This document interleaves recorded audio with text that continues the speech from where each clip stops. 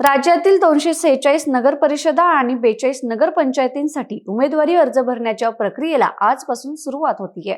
यासाठी 8 दिवसांची मुदत देण्यात आली असून 17 नोव्हेंबर हा अर्ज भरण्याचा शेवटचा दिवस असेल।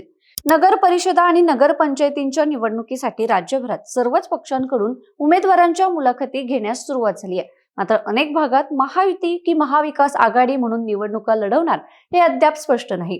2 डिसेंबरला मतदान आणि 3 डिसेंबरला निकाल आहे। राज्यातील 247 नगर परिषदा आणि 147 नगर पंचायतींच्या नगराध्यक्ष पदांची आरक्षण सोडत नगर विकास राज्यमंत्री माधुरी मिसाळ यांच्या अध्यक्षतेखाली पार पडली। यावेळी नगर विकास विभागांचे अपर मुख्य सचिव डॉक्टर के.एच. गोविंदराज, उपसचिव प्रियंका कुलकर्णी, छापवाले उपसचिव विद्या हंपया, अनिरुद्ध जेवळीकर यांच्यासह विविध राजकीय पक्षांचे प्रतिनिधी उपस्थित होते।